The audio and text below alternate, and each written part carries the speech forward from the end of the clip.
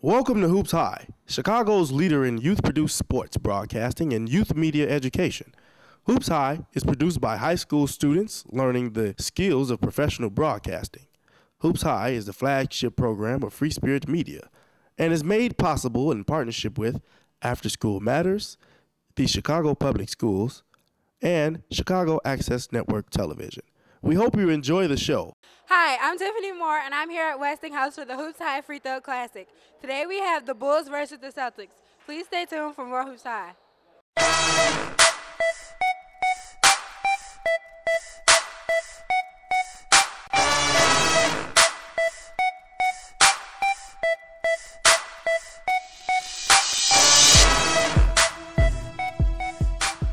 Yes, ladies and gentlemen, I'm Michael Ingram. And we're here at Westinghouse for the first annual Free Throw Classic where the Bulls take on the Celtics.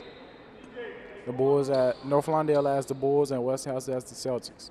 In the middle jump for the ball is number 10, Daryl Nullum, and number 10, Daryl Grant. Backcourt. Great save by Ricky, though. That was a great save. Yeah. The Bulls ball. Getting ready to inbound the ball from the outside. From the side. There's number 1, Justin Johnson, who's a junior. Let's get it started. Justin looking for someone to pass it to. Passes to number 3, Treshawn Carr. Treshawn Carr taking his time, dribbling the ball up the court. He's trying to big man from the 3. Treshawn on the drive. He kicks it out to Jeremy. Jeremy with the stutter step. Jeremy with the hesitation. Jeremy passes it to Daryl. Daryl with the size up. Daryl with the ball. Oh, he's traveling. Travel on number 10, Daryl Nullum. Yeah, here walking. Inbound the ball for Celtics is number 8, Chakante Jones, who passes it to number 5. Darius passes it to Dewan. Dewan on the drive. It's blocked. Oh, but it's foul. He's fouled. That was a great take by Dewan. Yes, by number 9, Manuel Patterson. Dewan to the line. He's getting ready to shoot 2 free throws. Yes. The Celtics are 4-0 in this tournament. Oh, Dewan airballs his first free throw. This is the second airball of the game. This tournament, man. This is the second airball. I don't know what at the free throw line, though. That's one time. I think it's that rim, though. And he hits his second free throw. Jeremy with the ball, pushing it up the court. He passes to Justin. Justin looks for someone to pass to. He passes to Daryl. It's a bad pass. Treshawn gets the ball. Gets it to Jeremy. Jeremy on the drive. And it's blocked by Dewan. Then it's stolen by Emmanuel. Justin gets the ball. He passes it to Daryl Nullum. Daryl on the drive passes out to Emmanuel. Daryl gets the ball back. Coach called a timeout. Timeout on Chicago. Time on the Chicago Bulls.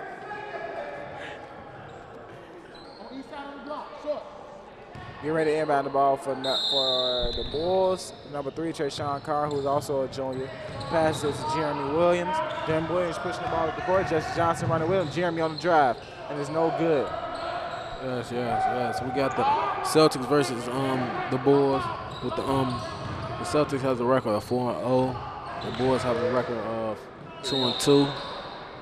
And yes, this is a very exciting game we're watching here, and we're gonna enjoy this game tonight. Yeah, I'm hoping to see some dunks, tonight. The block Dewan had is just great. Yes, most definitely. Ricky Battle, number 10. Number 10, Daryl Grant hits his first free throw. Daryl hit his second, and it's good. Inbound the ball for the Bulls. Daryl Nullum. He passes it to Treshawn Carr.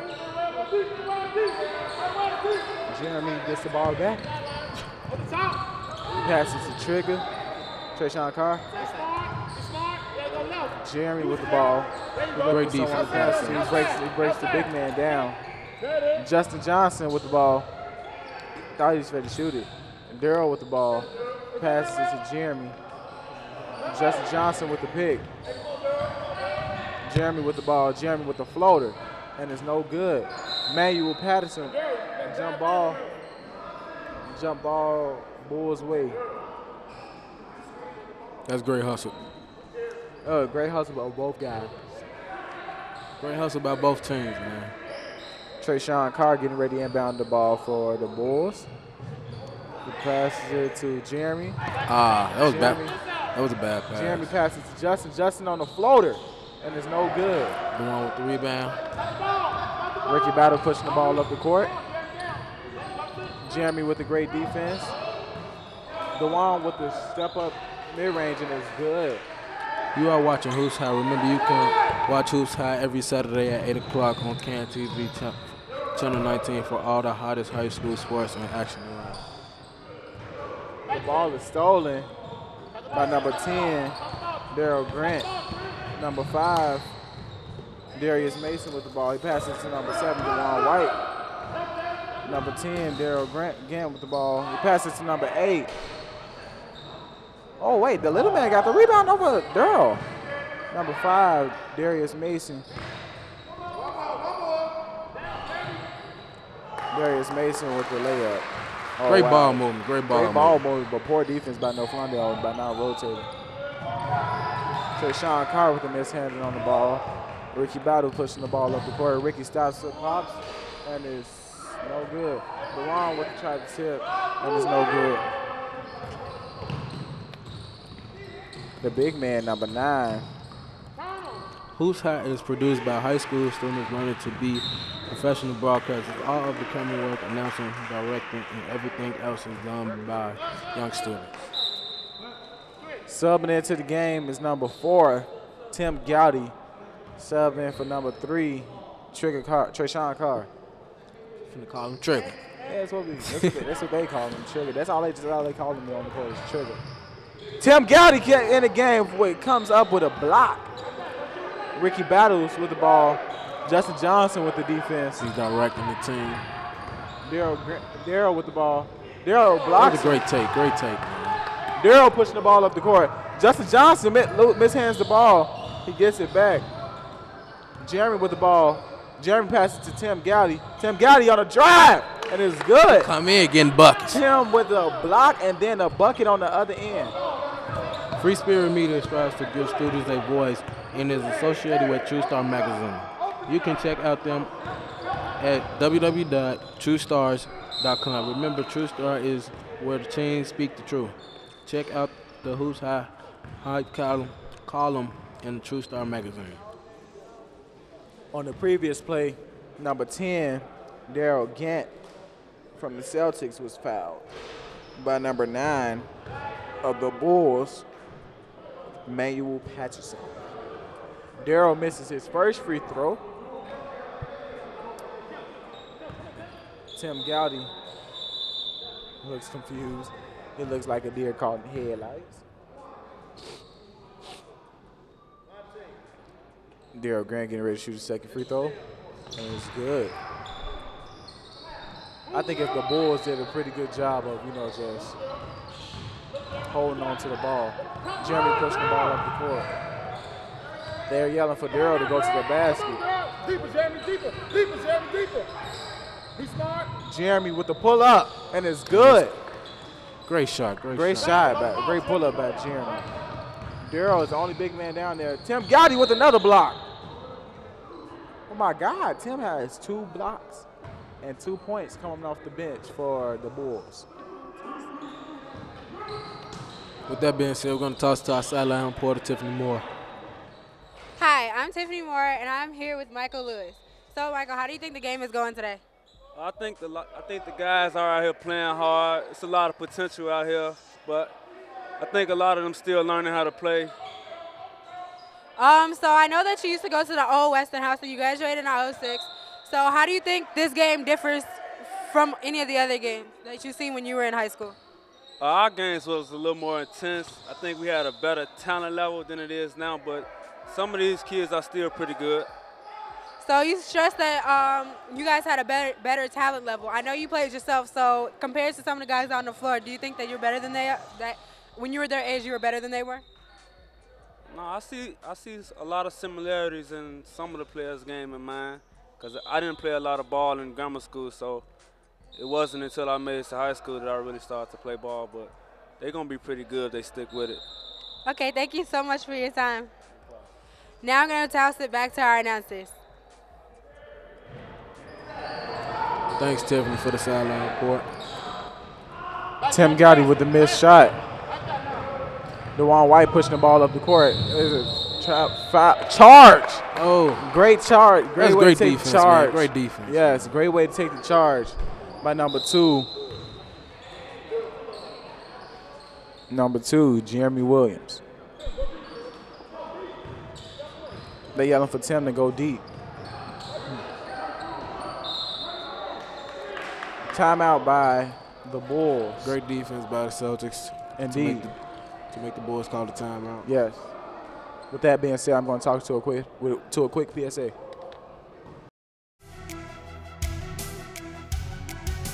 Time waits for no one. I will sweat. I will do more than what it takes. I will compete. I will fly. I will run. I will run. I will train. I will train. I will succeed. I will succeed. Hard work beats talent when talent doesn't work hard. I will succeed. Hi, it's Juwan Howard of the Miami Heat, and you're watching Hoops High. Yes, and we're back with more Hoops High. Number 4, Tim Gowdy getting ready to inbound the ball for the Bulls. He passes to number 2, Jeremy Williams. Jeremy Williams pushing the ball up the court. He passes to number 3, Trayshawn Carr.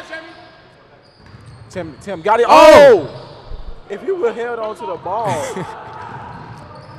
Out of bounds. That's great hustle by number 2, Jeremy Williams. I want to shout out to Charles, as you probably saw him in the PSA. Yeah, main man, Charles Carter. That was a young version of Charles. Jeremy Williams on the defense. Number 3, Ricky Battle was D'd up by number 4. Hoops High is a flagship program of Free Spirit Media and is run in partnership with After School Matters, the Chicago Public Schools, and CanTV. This is a team effort all around, and we are grateful for our partners who make this possible. Tim Gowdy with the lazy pass, calls turnover, tried to pass it to number 10, Daryl Nullin, big man. Daryl, who can actually run the point guard as a center, does a pretty good job of running the point guard and then getting down low too. Number 4, Terrence Jones with the ball. And it's almost blocked by Daryl Nullin. Daryl Nullin with a great rebound. Got the big man bring the ball up. See, that's what I mean. Daryl could do a great job of running the point guard. Daryl pushing on, and then he gets down low too. Jeremy Williams backs out. Jeremy Williams with the hesitation. Number 9. Oh. Good D, man. Good D. Great D. Timeout, Westinghouse way. Celtics way. You see both teams playing hard. No, the Bulls, who's actually North Lawndale College Prep. Coach Thorpe is actually the Bulls' only coach. He's actually North Lawndale's only coach in school history. He's been there since the get-go. Oh my God, great circus shot. Yeah, great over-under by Ramon Taylor.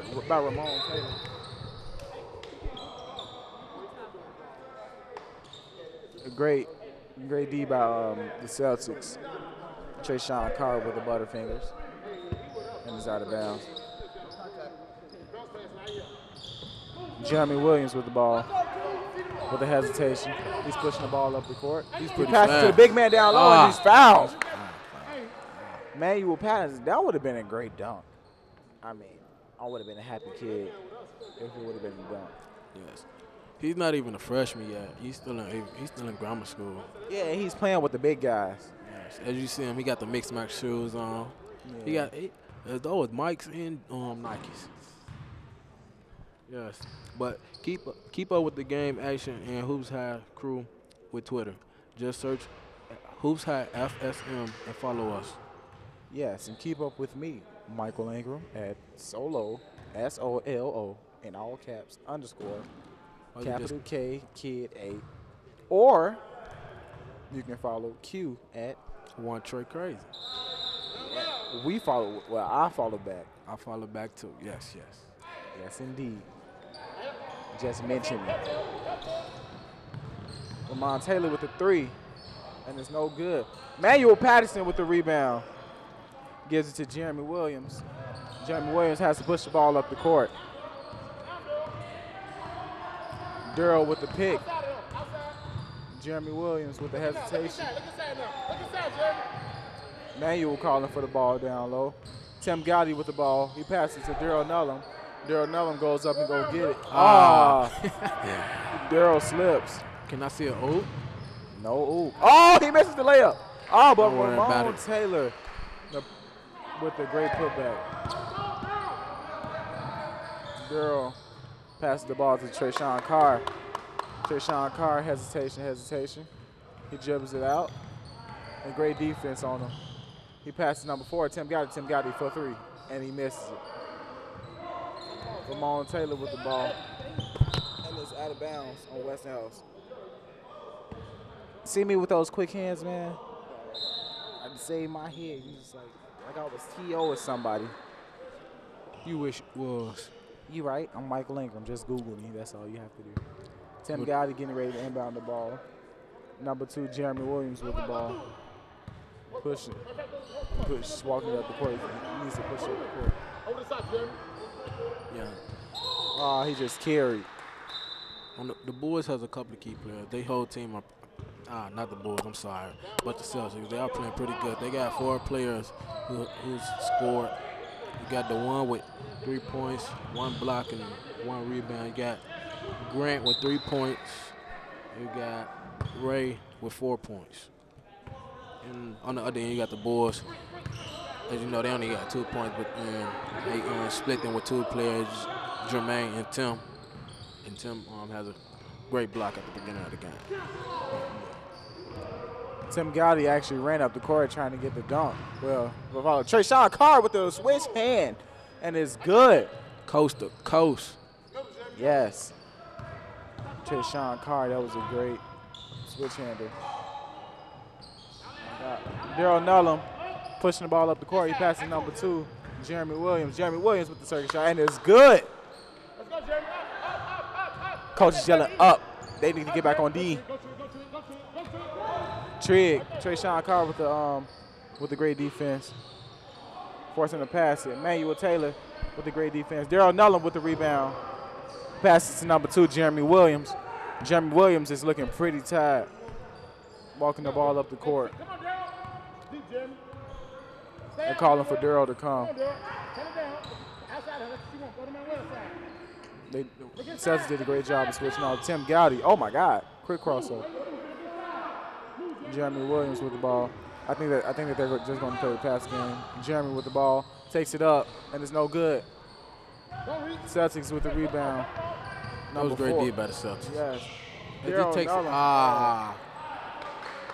great outlet. Push up the court. Tim Gowdy with the ball.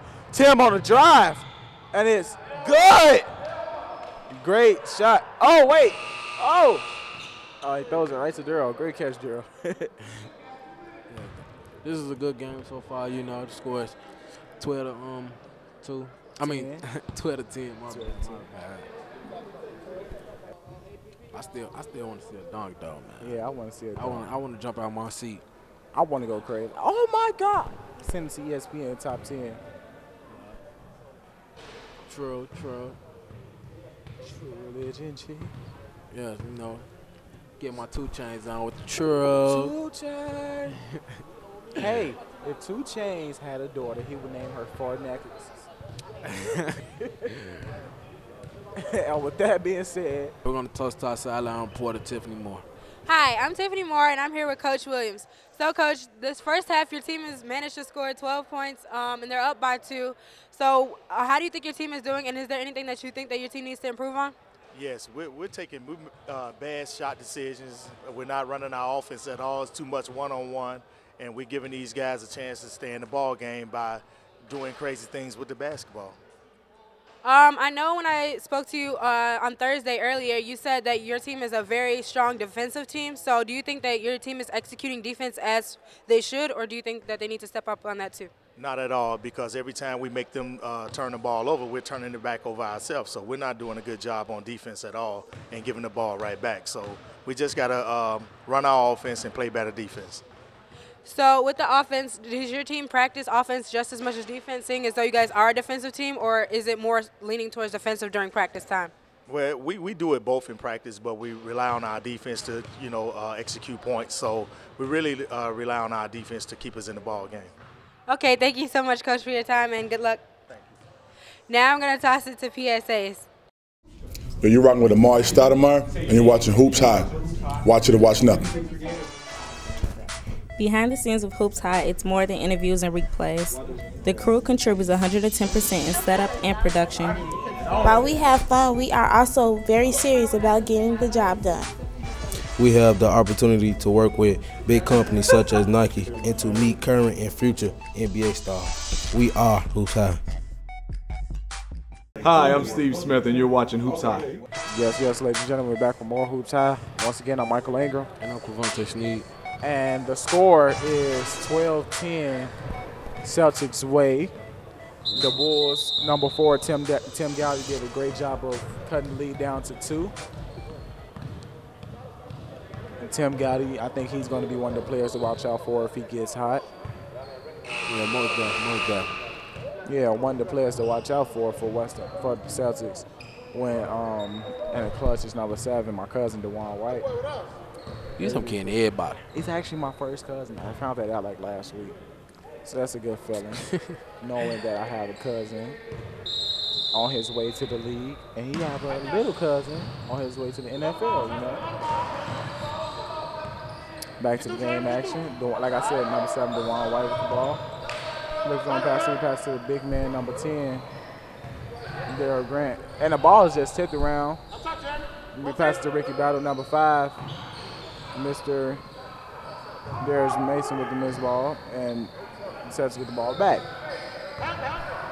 Number 8, Chakante Jones was on the drive, and it's good. Great drive. Chakante Jones with the ball. Daryl with the ball. Passes to Treshawn Carr. Treshawn gives it to Jeremy. Jeremy gives it back to Treshawn. Treshawn gives it to Daryl. Daryl gives it to Treshawn. Treshawn gives it to Jeremy. Jeremy passes to Treshawn. Treshawn gives it to Daryl. Daryl looks for someone to pass it to. Daryl on the drive, and it's blocked. Chakante Jones with the ball. Passes to DeJuan. DeJuan passes to Darius. Darius breaks it in, and oh, wow. Great take by the law, man. Yeah. That was actually no contact, but the ref seen something that prompted him to blow that whistle. Yeah, I think a little bit of contact, too. I think you just root for the Bulls, that's all. I'm not rooting for the Bulls. I actually like both teams. In the NBA, the Celtics had 2 good draft picks in Fab Melo from Syracuse and number 0, Jared Sullinger from Ohio State. And then the Bulls drafted Marcus Teague, which is Jeff Teague's little brother. And then they just signed their old point guard, Kurt Heinrich, back. Jeremy on a drive, and it's no good. Number 5, Darius Mason with the ball. Looking for someone to pass it to. Treshawn Carr with the great. Oh, my God. Like they playing football out here. Right. No equipment. He just jumped out the gym to go get that. That's my sport, dog. The PSAs and dramas and documentaries that you are watching, that you are seeing between breaks on Hoops High, are produced by Free Spirit Media students at North Lawndale College High School, the Gary Coleman Youth Center, and the Powerhouse High. We hope that you enjoy the stories and messages that we young people are sharing with you. Yes, indeed. Football is my sport, too. Treshawn Carr with the ball. Gives it to Jeremy Williams. Jeremy Williams, he's out to Justin Johnson. Justin Johnson for 3, and it's no good. Daryl Nullum with the rebound. And he throws, and he tries to save it, and it's thrown out of bounds. Ricky Battles with the ball. Ricky Battles pushes the ball up the court. Passes to the big man, Darius Mason with the ball. Passes to Chakante, and it's 3 seconds. Get him 3 of them things. 3 of the key. Let out.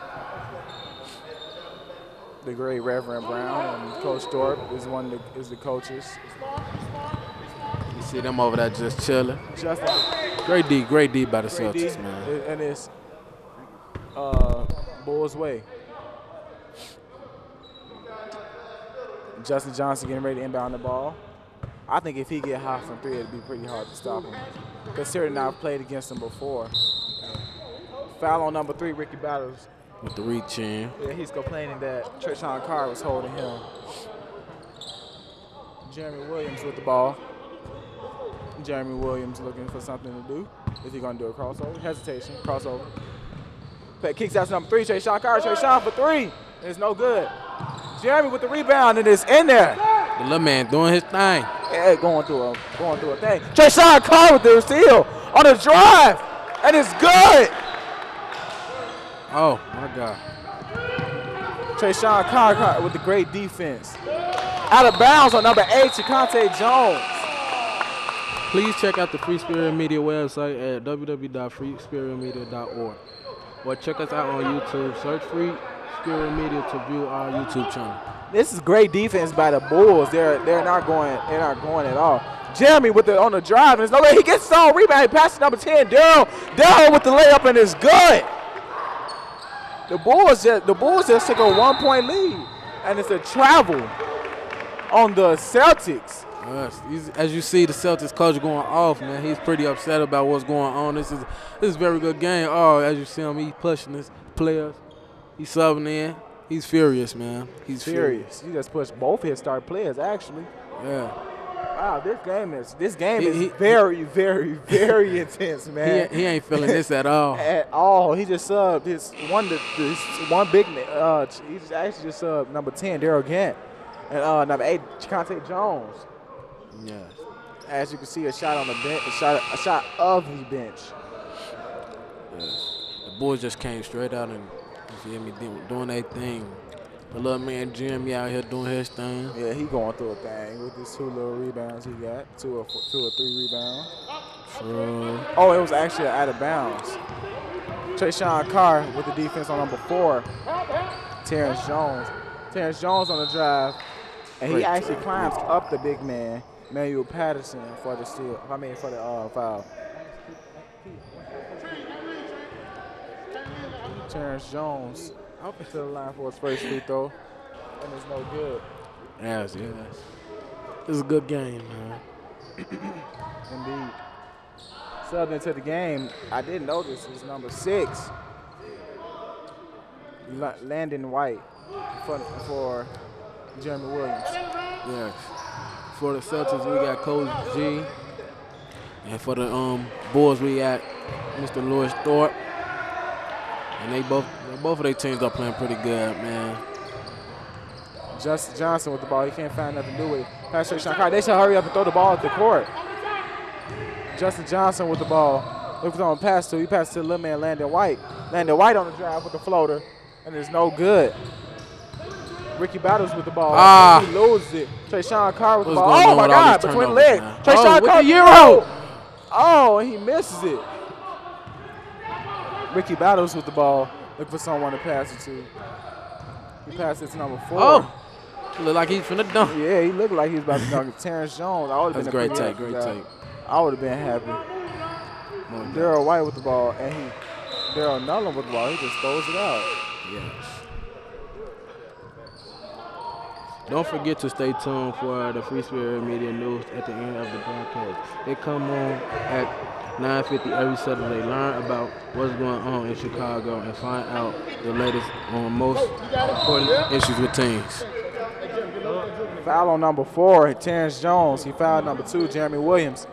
Now, with that being said, we're going to talk to Tiffany Moore with the courtside update. Hi, I'm Tiffany Moore, and I'm here with the courtside report. Today we have the Bulls versus the Celtics. The Bulls have a 2-1 series while the Celtics hold a 3-3 series. Both teams are struggling for the top right now as the score is 19-16 with the Celtics lead. Stay tuned for more Who's High. Now back to our announcers. Thanks, Tiff, for that great courtline report. And the Bulls are down by 4. Score is 20-16. Jeremy Williams passes the ball to Justin Johnson. Justin Johnson passes it back to Jeremy. Jeremy pushes up the court. He passes to Manuel. Manuel passes to Daryl. Daryl passes to Justin. Justin for three. Oh, and my his God. Airball. Oh. Tim Gowdy with a great rebound and puts it back up, and he's fouled. My God, Tim. What's up with all these elbows, man? Oh, it's that rim. It's the rim. Everybody's missing. DeJuan airballed the free throw. Justin just airballed the three. And everybody missing on that rim. It's that rim, I'm telling you. Tim Gowdy for his first free throw, and it's good. Subbing into the game is number 6. Landon White for number 1. Justin Johnson, who's pretty frustrated right now. And he just slapped his hand pretty hard. I heard that one. Tim Gowdy with the free throw, and he misses it. That looked like it was finna be an air ball. I'll tell you, it's that rim, I'm telling you, bro. Number 10, Daryl Gam with the rebound. Number 2, Great hustle. Javonte Ramsey with a great save with the one hand. Oh, wow. Ricky Battles with a great take by Ricky. Yeah, with a great take. Scores 20-17. Celtics way. Subbing into the game for the Bulls is number 3, Trayshawn Carr. Then we got DeJuan White for the Celtics subbing in. Yeah. As you might know, Ricky is one of the Celtics top scorers. He averaged 16 points, 6 assists, and 4 rebounds. But today he's being more of a playmaker and just getting his team involved. Yeah, you know me. I'm one of Hoops High top scorers. 40 and 20. You'll never get that. Then I average. Q averaged like 1.9. If you just can't seem to get enough of Hoops High, friend us on Facebook. Get to know the crew and what's going on in every Hoops High production. Yeah, you can check me out on Facebook, Michael Ingram. And then you can check me out on YouTube at Shocker. Ricky Battles. The coaches just wanted to travel. Daryl with a great block. Great D, man. Manuel with the pick. Jeremy pushing the ball up the court. He passes to Trayshawn. Trayshawn, who's automatic from the mid-range, and he airballs. I told you it's that rim. That wasn't even no air ball. He hit the rim. Oh, he must have grabbed it. You just saying stuff. Oh, with the spin. But it's travel for a walk in the park. Q, how you think the game is going thus far? Yeah, man, I'm feeling this game, man. This game, a lot of action, Joe. You see, it got me a little hype. This ain't me. But yeah, I'm feeling it, Joe. Both teams playing hard and giving it they all. Jeremy Williams with the ball, with the size up. Celtics tried to get them a little trap on. Yeah, Tim Gowdy, I think Tim Gowdy was scared. Look, Dabari Born is a trooper. He finna run Dabari over. Dabari said, none of that. Inbounding the ball for the Celtics, for the Bulls is number 4. Trayshawn Carr on the drive, and is off. Manuel with being physical. Trayshawn with the great hustle. Ricky Battle behind the back. Pass, he overthrows the number 7, DeJuan White. Getting ready to inbound the ball for the Bulls, number 10, Daryl Nullum, who passes to Trayshawn. Trayshawn looks for someone to pass. We pass it back to Jeremy. Jeremy passes it to number 4, Tim Gowdy. Oh my God!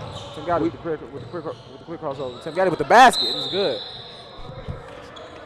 We know y'all not always perfect, but we are working hard and we are always learning. We thank you for your support and your encouragement. Yeah, the score is 22-19, the Celtics way. With 3 minutes and 52 seconds left on the clock. I just love to see it. That's all I'm asking for. Just give me a number. Then the 7th grader, number 9, Manuel Patterson, has actually been in the game all game.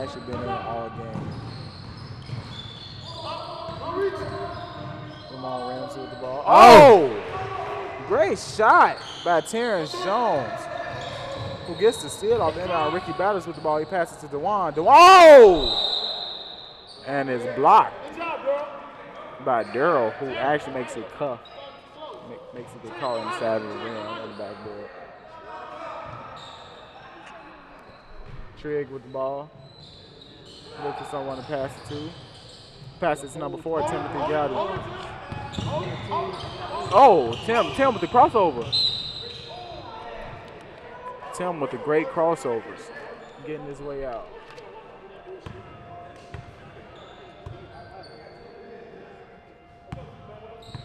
Jeremy with the ball. Looking for someone to pass it to. He's calling for a pick. Jeremy takes the ball up and is go. It rolls out. What is going on, man? Ain't nothing. It's It's the rim, huh? It's the rim. DeJuan on the drive and it's blocked by Daryl, and Daryl again gets the putback layup. Jeremy with the ball. Passes to number 10, Daryl Nullum. Daryl on the drive. He passes to number 4. Tim Gowdy misses the layup. Manuel with the travel. Oh, it's a foul on the ground. Number 10, Daryl Gant.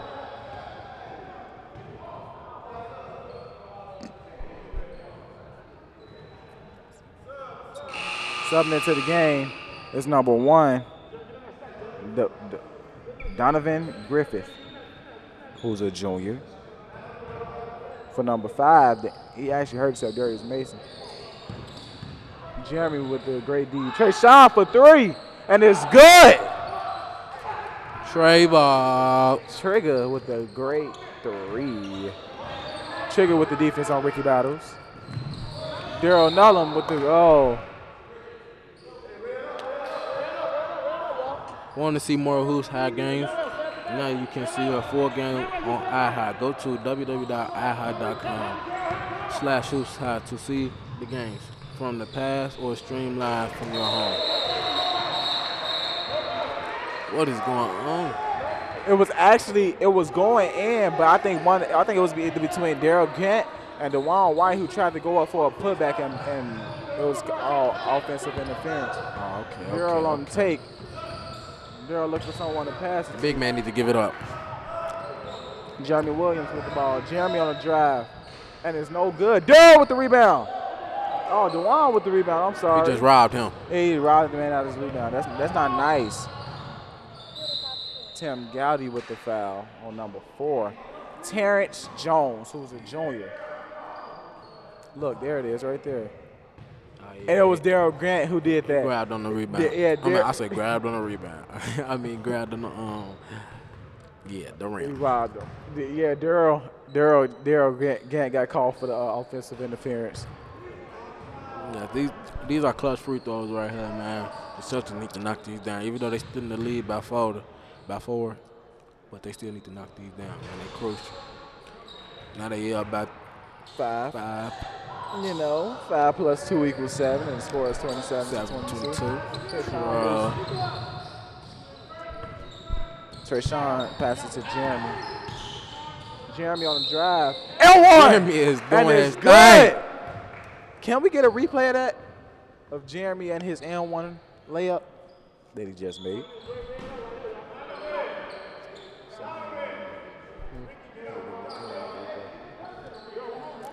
Jeremy with the great take, man. That's how you play, man. You never give up.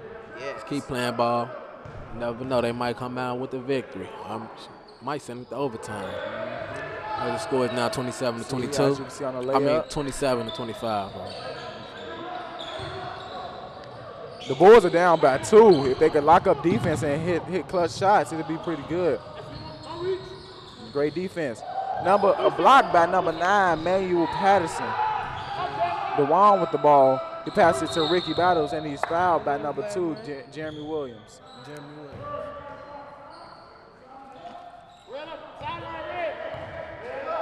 Number 4, Terrence Jones getting ready to inbound the ball. He passes number 3, Ricky Battles. Ricky Battles gets the ball. Ricky Battles hesitation. Ricky Battles passes to number 7, DeJuan White. DeJuan White D'd up, and it's Tim Gowdy with the great hustle. Oh! Good! It ain't tied the game up. Oh! Tim Gowdy with the great hustle. Oh, man. Hustle, man. Gowdy. Can we see that replay? Can we see a quick replay? Great hustle, Tim Gowdy. hard work pays off, man, with the great hustle. Now he just tied the game up, giving his team another chance to See how he just play. chases it down and put it off the backboard. Tim Gowdy, great play off the bench. He out here like James Harden. You feel me? Getting buckets off the bench. Yeah. Scored 27-27 with 40 seconds left on the clock. Oh my God, that was just great. Yeah. But you know, the Celtics, they still look calm. Like, man, shorty, we ain't out here. We ain't worried about it. You feel me? They finna come down. They finna do their thing. Yeah, you know. The boys gonna come out here. They gonna play up. They gonna play some good defense though. You know, they ain't gonna. I actually think that they should have Manuel in the front court instead of Durrell, because Durrell is more athletic. Number 5, Darius Mason with the ball. He's D'd up by Jeremy Williams, who passes to Ricky Battles. Ricky Battles passes to Terrence Jones. Terrence Jones passes it back to Darius Mason. Yeah, they just holding the ball for the last shot. Gets the ball. Passes it to Darius Mason. Ricky Battles with the ball. 9 seconds left on the clock. 8, 7, 6, 5. With the spin. He blocked. Great hustle. Timeout. Oh, that was great hustle. Great hustle. Darryl Nullum with the great clutch block.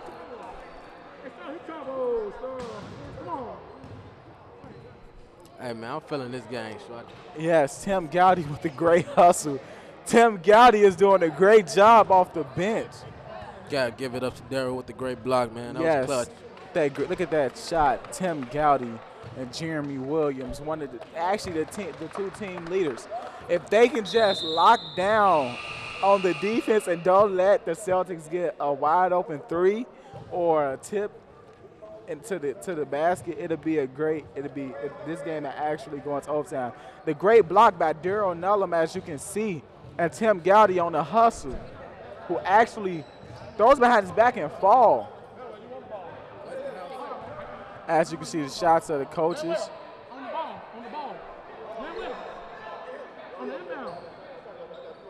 They running stacks. My heart is beating fast, man. This is going to be a great game. Oh my God! Timeout. Oh, and it's going into overtime. Shout out to Tim Gowdy and Darryl Nullum. Man, that was great, man. Got to give it up to Durrell, though, for that block, Yeah, man. Because great. without that block, you know, them 2 points would have probably happened. Yeah, Ricky. Celtics would have been walking away with a W. Yes, and Ricky Battles. I think this is the 3rd or 4th time that we ever went into a overtime production.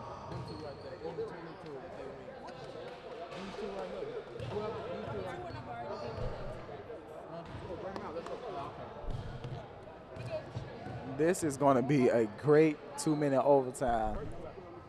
It scored 27-27.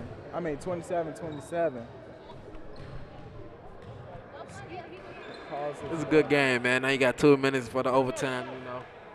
We're going to see what's going to happen. You know, the Bulls are known for overtime, taking the game into overtime, but I don't think Westinghouse is going to go.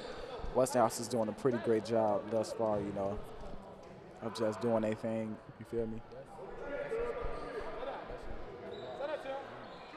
Getting ready to jump for the balls. Number 10, Darryl Nullum, and number 10, Darryl Grant. The 2 Durrells. Out of bounds on Westinghouse. Out of bounds on Westinghouse. They have to re-jump. They don't know what happened. So Darryl Nullum and Darryl Grant jumping for the ball again. As Westinghouse control the tip. Yeah, the Celtics with the ball. Number 4, Terrence Jones with the ball. He on a drive, and it's a travel. Oh, and it's foul. It's foul. Where you see you travel at? On the 7th grader. On the 7th grader. That was a good Euro, though. Manuel Patterson. Terrence Jones to the line. And he hits his first free throw. Terrence Jones to the line for his second free throw. And it's no good. He misses it. Number 5, Darius Mason gets the ball back. The Bulls with great defense. Jeremy Williams with great defense on number 3, Ricky Battles. Backcourt. Oh, great D. 5 seconds. He held that ball too long. Ricky Battles. They're just now stopping the clock. It was like a minute and 6. Daryl Nolan calling for the ball. Daryl with the ball. Daryl on the drive, kicks it out to Tim. Oh, Tim with the crazy layup. Tim with the rebound. Tim with the ball. This is great hustle. Great hustle by both teams. Jeremy with the ball. Ah, he should have gave it. Oh, okay, with the rebound. Juwan with the missed layup. Yes. And then he puts it back. Takes it back. Puts it back. Score is now 30-27, with the Celtics leading by 3 with 27 seconds left on the clock.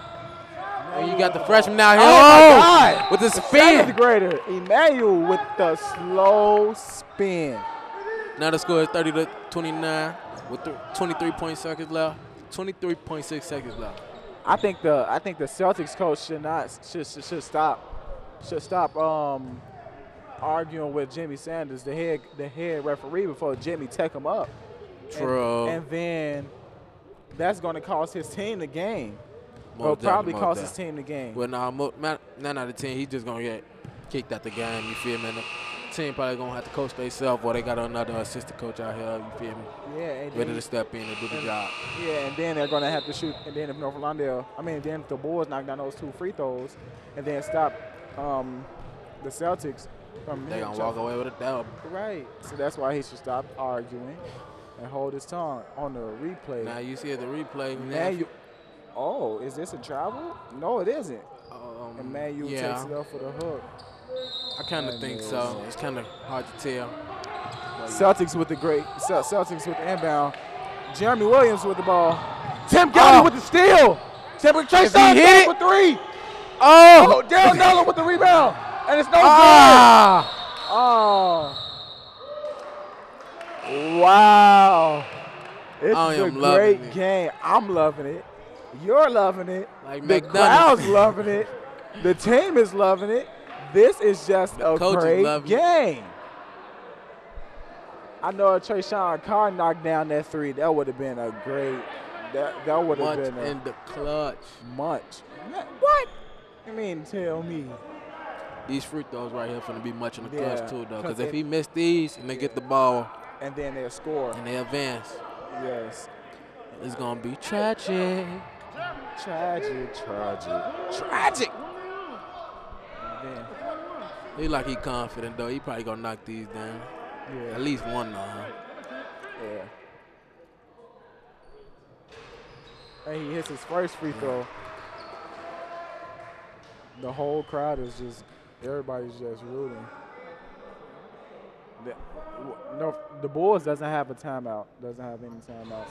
And he hits that's much in the clutch, man. And the Westinghouse and the Celtics coach has actually called a timeout. Wow. He getting his defense set up. Got to be prepared for anything right now, Joe. Do you think that they should drive and hope for a foul, or just shoot the 3? You should get whatever open, man. Whatever open. Don't rush it. 10 seconds is kind of like a lot of time, but don't rush it and shoot no 3 and it be way off. And don't just go straight to the hole, and then if you ever miss the layup, get what's the best shot. See what's open. Yeah, this has to be like the longest 10 seconds in their life.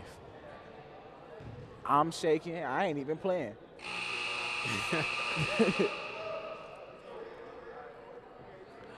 You just saw the Celtics was all in the boys' huddle. As you see that, now they got the press breaker.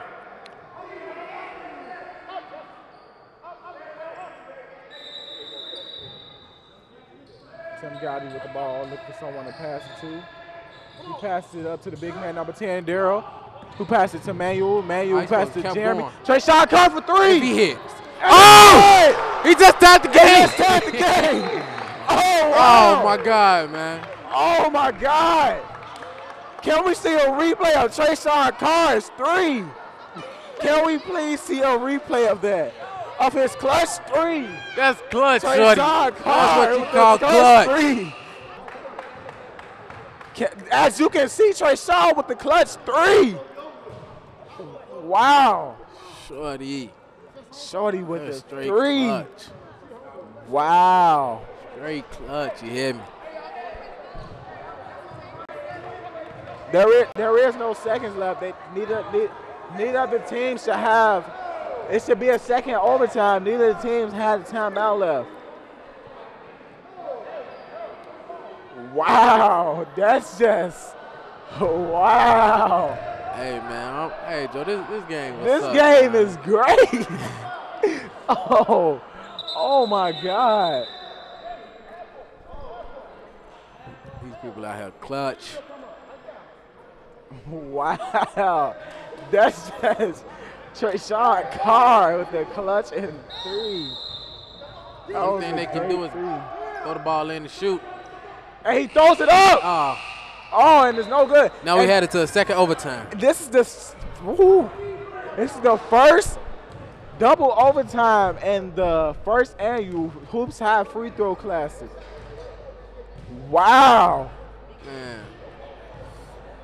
This is a great It's game. crazy, man. It's crazy. And I think they're just going to put 1 minute on the clock. Man, this is the best game ever. This is just a very intense game, man. The boys is not going away. Yeah, they are not going. See, I said it before the first overtime started. North Lawndale is known. I mean, the Bulls are known for coming in the clutch.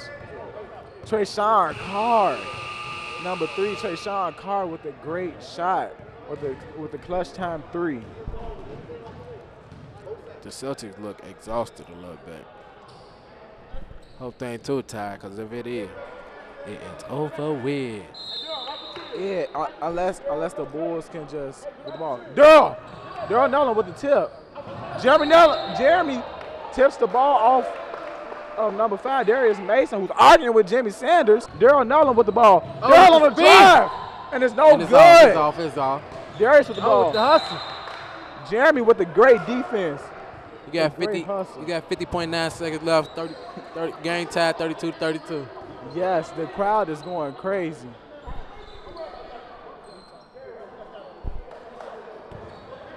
Number 4, Terrence Jones was kind of a physical play. Out of bounds. This is great defense, man. This is great defense by both teams. And they called it a push, but I seen it out of bounds because it happened right in front of me. Yeah, you seen that out of bounds. Yeah, I've definitely seen it out of bounds. The 2 best coaches in North Lawndale history, Louis Stork and the great Reverend Brown. True. As you see, the Celtics now has hit their first free throw and the score is now 33-32 with 48.1 seconds left on the clock. Yes, and it seems that we don't have number 6 name on here. So should he be playing? No. No, it's good. Daryl Nolan inbounds the ball to Jeremy Williams. Jeremy Williams passes to Trayshawn Carr. Trayshawn Carr with the hesitation. Oh, he's going to break the big man ankles. Trayshawn on the drive. Oh, no, that's a bad layup. Good. That was a bad layup, Trigger. Pushing the ball up the court, passing number 4, Terrence Jones. Terrence Jones looking for someone to pass to. He passes it to Terrence Jones. Get the ball back. Daryl Nolan. Daryl with another block. Daryl with the ball. Great hustle. This is a great game. Yes, indeed. I wonder who's going to come through with the big basket for the Bulls. Yes. The score is still 34-32 with 18.1 seconds left on this clock. I have to use the washroom, but I'm not going anywhere because I want to see how this game is going to end. This is a great game. I just want to see Daryl Nolan with the great defense. See, I said it with the lift thingy before the game even started. How they're doing a pretty good job of, just. As you see the Celtics over here talking, man, they getting ready. They're coming out. If they want this game just as bad as the Bulls do, the both teams gonna keep playing hard till the 18.1 seconds is gone. Yes, this is the longest 18.1 seconds I've seen. ever. Probably because I have to use the washroom. But I don't care. I ain't going nowhere. I'm watching this game. So, inbound the ball. Jeremy Williams with the ball. He's pushing it up the court. He's driving. Jeremy. Glass, and it's good. Oh, my God. 10 seconds left. 9 seconds left. Oh, my God. 8, 7, 6. I saw a foul. It's no good. This is the third overtime. Triple overtime. And Dale Grant would have hit that. What is going on, man? Oh, my God. They're both having a ball. This is a great game. 34-34. Yes. Third overtime. And Quanish Jackson, one of the Celtics star players, isn't even playing at all. I think he came kind of late to the game today. He wasn't able to get dressed and play. I think he's pretty upset because he could have gave his team a better chance to play. Yes, a better chance to win. Yes. I saw a foul on that last play, though, man. I saw a foul on that last play. I just saw great defense. I saw a foul. Look, here it go right here. As you can see right here. Daryl Nullum. I see a foul right there. I see a foul. Tim Gowdy with the great rebound, if he would have held on to the ball instead of passing it out, it would have been great. I have to use the washroom. I'm not going nowhere. If you say that one more time. Yes, and you're watching Hoops High. Yes, yes. Where amazing happens. And amazing is happening. Yes, Hoops High history. 3 overtime. How much time they gonna put on the clock? I think it's sundown. I think it's first person to score. So the first person that scores. So is the first person to score win? Yes, the first person that scores is gonna win. First person to score win. So it's gonna be clutch. Let's see who's gonna be clutch, man. Yeah, let's see who's gonna get. Let's see who's gonna score. Both teams better come out here and play great D, or else somebody's going home a little upset. Celtics with the ball. Number 6. As he's setting up. Tayshaun Carr with the great defense. He takes it up, and it's no good. He gets rebound back. That's game. That's game. Number 6. Shorty just went clutch. Yes. 36-34 is the final score. That's a great game. Celtics come out here and they win. A great game on both.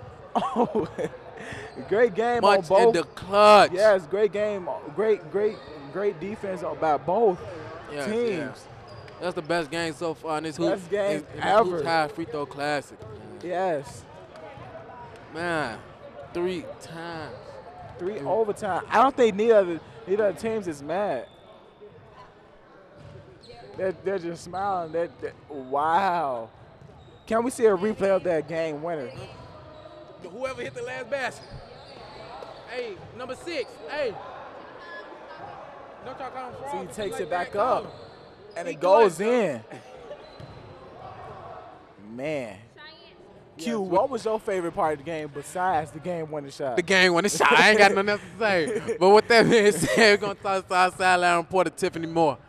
Hi, I'm Tiffany Moore, and I'm here with Jihad. So, Jihad, how does it feel to be the MVP of the game?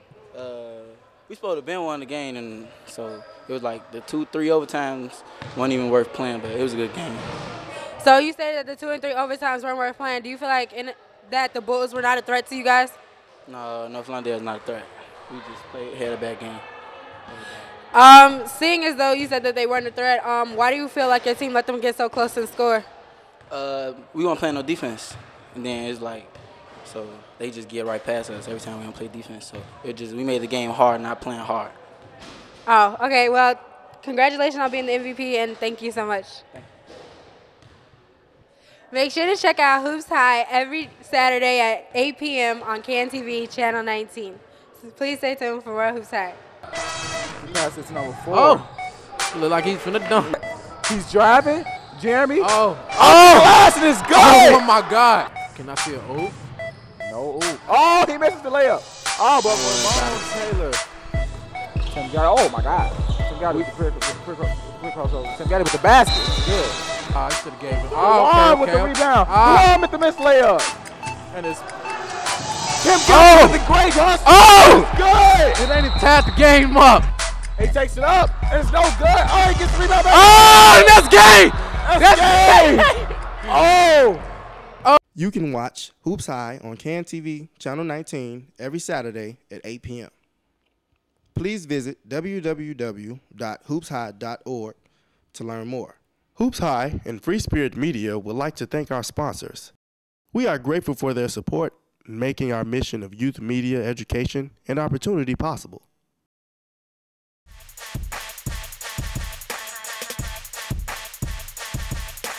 Hoops High is family, communication. Enjoy it. Hoops High is astounding, creativity, commitment. Hoops High is exciting, meaningful. Hoops High is technology, spirit, a community.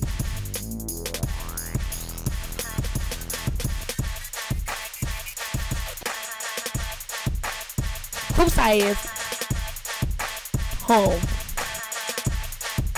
love,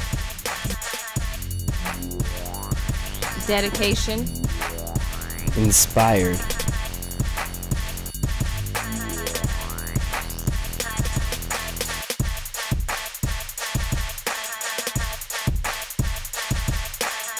Hoops High.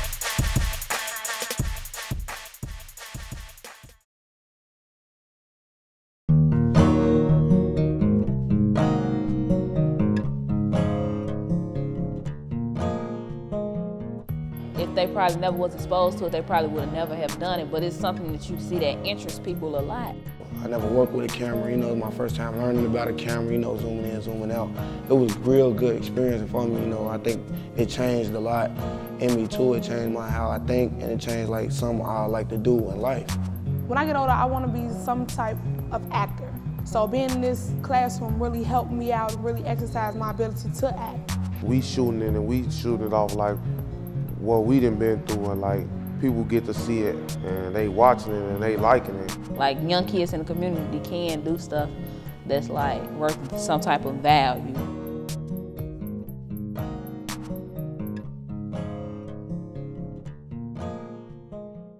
Meet Jaden, a 16-year-old from Chicago. He likes reading, playing basketball, and daydreaming. As one of 75 million youth in America, he is the future of our country. But today, Jaden's future is uncertain.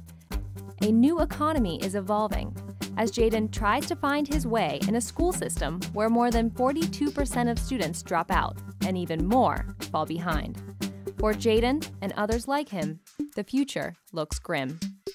But there is hope. Youth media programs connect with kids like Jaden, moving them from discouragement toward opportunity through the power of communication.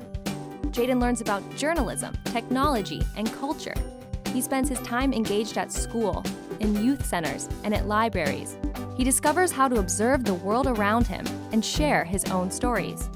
He becomes one of more than 10,000 teens involved in the Chicago Youth Voices Network, a collection of innovative programs that come together with a bold vision to reach more people like Jaden, to transform education, and to shape the health of our city. Together, the network gives vision to the journalists, artists, engineers, and leaders of our future. One story, poem, film, blog post, one youth at a time.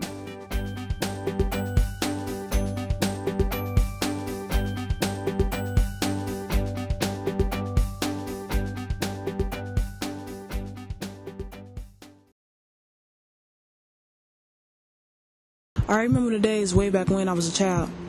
There was a monster in my closet. Scared to open the doors, afraid of what might be there. There was a monster in my closet. Like an evil monkey, he hunted me and watched my every move. Afraid to tell my mom what was going on, I sat back in silence. There was a monster in my closet. He only came out at night, afraid to show the sun his face. If he did, dogs would bark, birds would chirp, and sirens would sound. And then there was the darkness. There's a monster in my closet. Trying to run away, hiding under the covers, but nothing can stop him. I try to hide in his domain, but he has removed the door. So where will I go? There's a monster in my closet.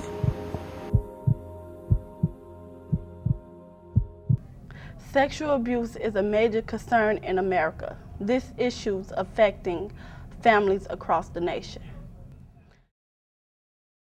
It's a pretty prevalent issue. And I think what happens is that sometimes you see it being as a cycle. A lot of it comes from familial, meaning family issues. Usually the perpetrator is somebody who's lived in a household. 90% child sexual abuse happens within with people you know. I mean, I think that definitely at the root of child sexual abuse is a history of it.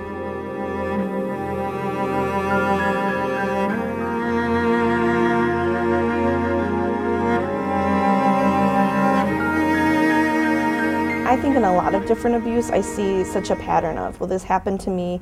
You grow up, and even though you thought it was wrong as a child, it still is so ingrained in you. So I think definitely part of it is realizing that folks who are abused do need help.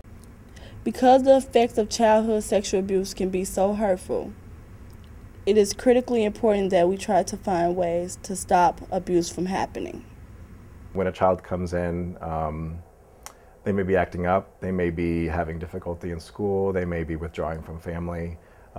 There's maybe some suspicion that there's some stuff going on, but sometimes you don't know. And sometimes things that kids show in terms of reactions to sexual abuse looks like other things too. I mean, it could be other stuff going on in their life. I mean, it ranges because working with teens versus working with children are different where they are developmentally.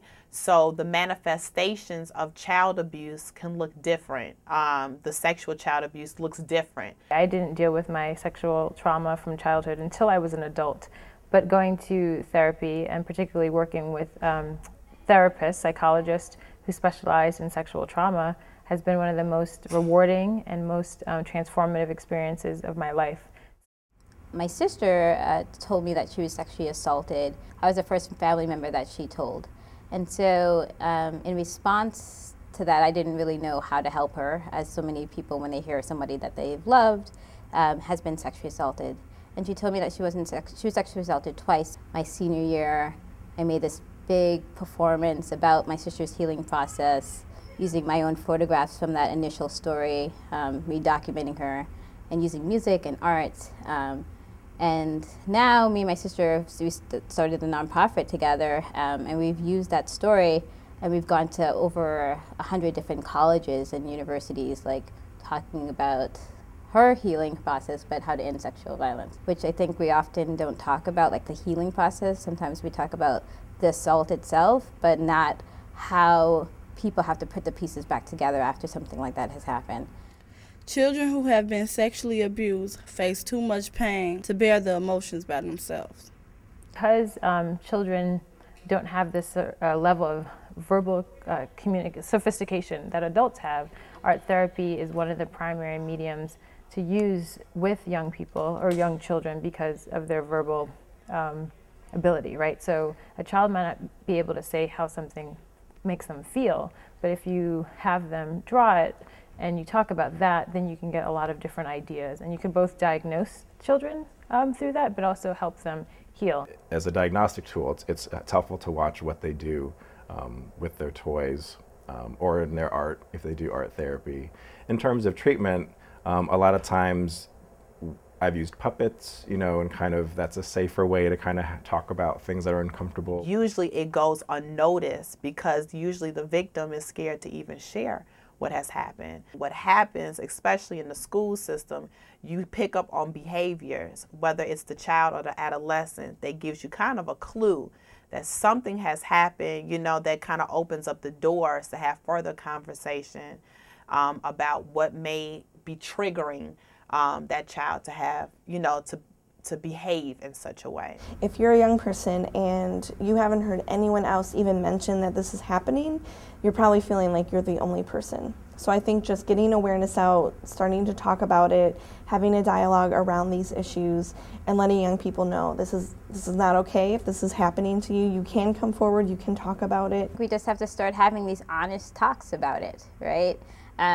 Like, we have to break those silences. We have to believe survivors once they tell their stories about being sexually assaulted. Schools and communities can build awareness for preventing child sexual abuse by talking about it and being able to have it not feel like it's something that is shameful, creating space for kids to go, whether it's groups, and not just that for survivors, I mean even just groups for kids who want to go and talk about something happening in their home. Childhood sexual abuse isn't a topic that is often discussed, especially with children. In order to prevent childhood sexual abuse, children should be more aware and more knowledgeable about this topic. I do think people's religious practices or their spirituality, however they choose to define it, can help them. I think friends and family can be a really important resource, and especially if the people believe them and are trusting and help them through their healing process. I think your community, however you describe it, but oftentimes friends and family are the ones that can, and your therapist and your spiritual counselor can help you get through the trauma and somehow get through that process and come out on the other side and be someone that we call a survivor.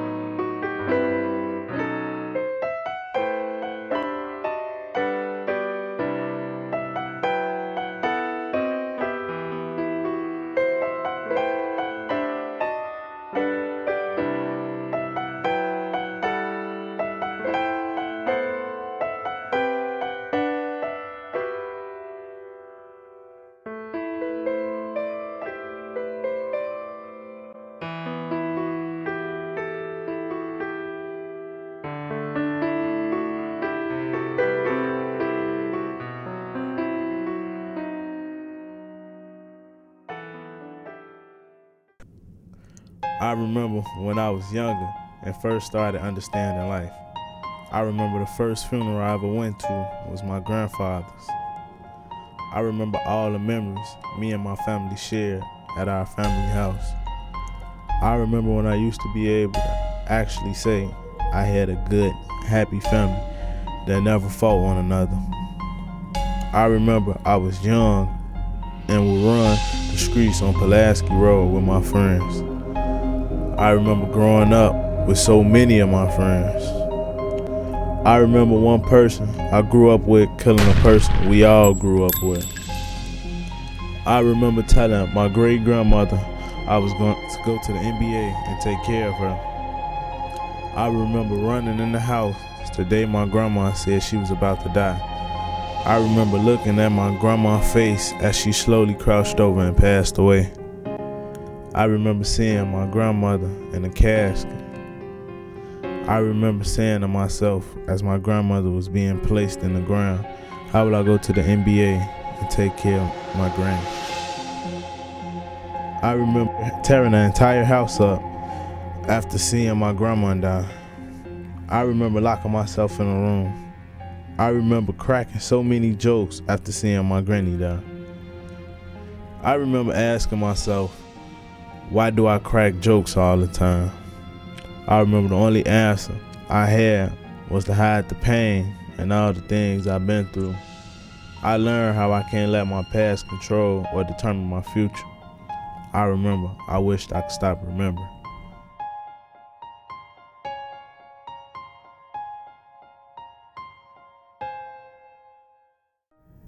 When the day starts without me and I am not there to see, if the sun shall rise and find your eyes are filled with tears for me.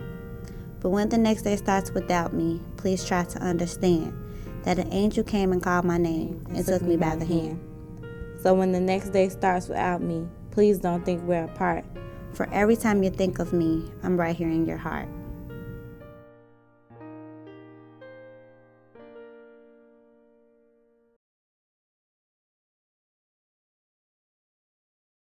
Mummification, a form of bodily preservation used by ancient Egyptians, preceded modern embalming techniques. When the funeral industry first came about, funeral directors were known as undertakers or morticians. The term undertaker refers to a person who undertook the responsibilities for funeral arrangements. Many of the early undertakers were furniture makers because building caskets was a logical extension of their business. However, in 1950, over 700 companies began to manufacture caskets. They started to make caskets because materials such as steel and metal became available to the industry after the Korean War. I'm talking about the GIs who returned to home after the war.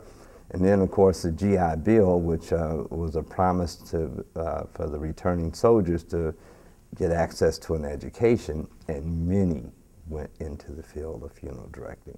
In the United States, the funeral service industry is relatively new.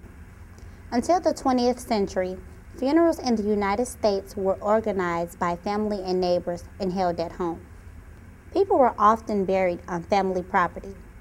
As communities became larger and more established, common cemeteries began to be used. Funeral homes were later established to relieve the family of the logistical problems presented by a death. I know you're probably wondering, why is this 18-year-old girl doing her documentary about the funeral industry and death? I've been wanting to become a funeral director ever since I was 13 years of age. I had a cousin who passed away, and when I went to the funeral to review the final remains, the person that I knew wasn't there. It was like a monster or someone that I didn't know appeared laying in the casket before me. It's time for me to say goodbye. I'll never forget looking in your eyes. I pray that I feel your touch and they got. Funeral director, what we do, we offer compassion, we offer guidance, we offer a helping hand to people who are grieving or in need.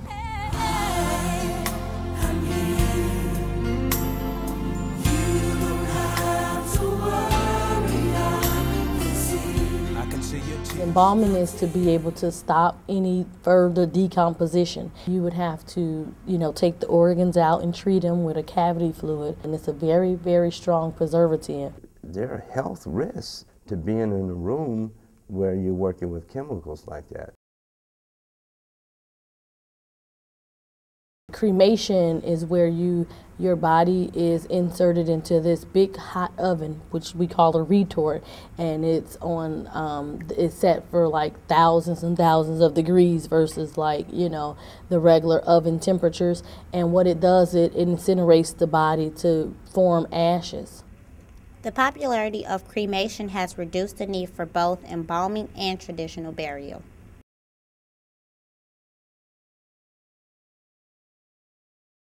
I never realized how much work they had to do to recreate. A face that has been shattered from like a shotgun. When a person puts a shotgun to the mouth and pulls the trigger, everything just blows. We use certain waxes to make the skin come back together. We may take some skin from down here and put it up here because the face is all the person sees. They may not see the legs and the arms, so it's very, very important for us to be able to understand, how we do the restorative art. When you become an embalmer, you actually become a cosmetician as well. You become a beautician, you become a counselor, you become a plastic surgeon.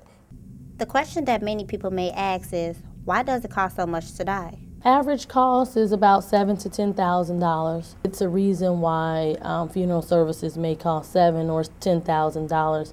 Basically, it's dependent on the different types of casket selections that you may choose. Depends on the burial site as well. Burial is in a cemetery, and cemeterians or those who own cemeteries have the right to charge what they want for their particular service or piece of land.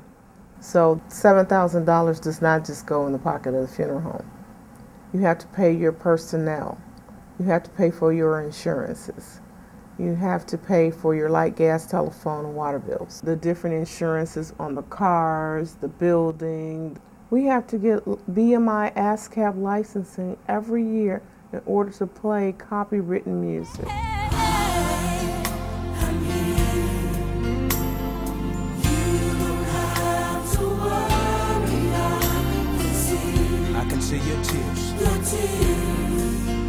it's a lot of work that we're not paid, and we do it anyway. Like, we at Agape Funeral Service, we actually go to the family member's house. We make the arrangements. We go pick up the clothes. We pick up the obituary. We help them with the obituary. Some funeral directors, they're gonna sit behind the desk and they may not do all of that. A funeral home represents a significant investment. A funeral home is a 24-hour labor-intensive business. As a funeral director, death is unexpected, so you never know where you're going to be at whatever time frame. For every dollar that came in the front door, there was a time when funeral directors took home about maybe close to 14 cents. Then it moved to 11 cents, then it moved to 9 cents, then it moved to 7 cents. In 2009, it reached about a nickel for every dollar. To pursue a profit maximizing strategy is impossible, and anyone who would try to do it in our industry right now, I don't think they would survive. It is really hard to even really calculate what the funeral director should really get paid, because it is such a demanding career. Many people fail to realize that you get what you pay for. Even though it may be expensive, what you are paying for are the professional ethics that the funeral director is providing. Funeral directors depend on death like lawyers depend on crime, and doctors depend on people getting sick. Death is unexpected, and funeral directors cannot be blamed for the death of others. Death is just the nature of their job.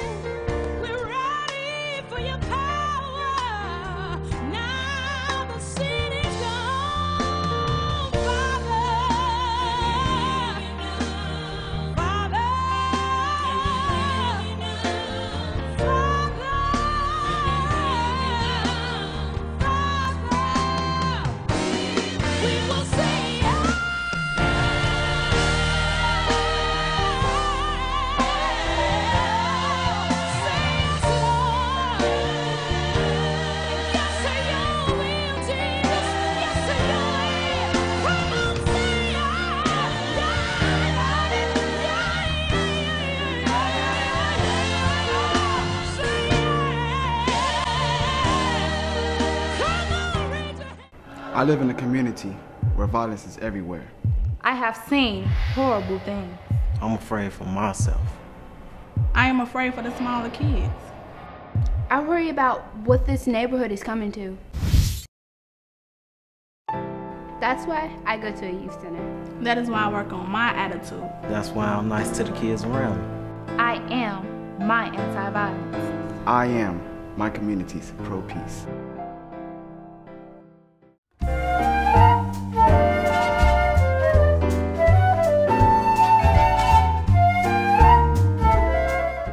Dad, Yes? where do babies come from anyhow? Why, mothers bring them into the world. But why do mothers bring them?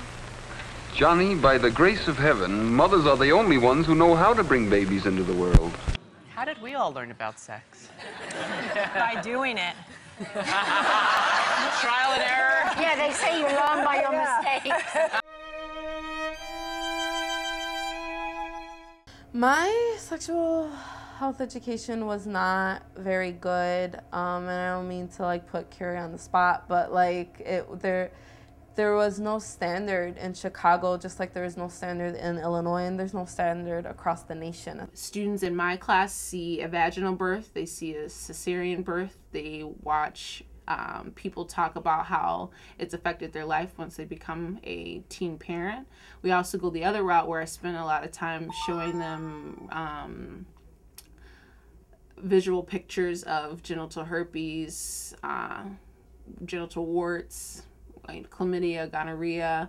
How does that affect you orally? The sexual education was like, you know, we'll watch a tape of a lady giving birth, and they explain to the boys how to put a condom on, and the girls about birth control.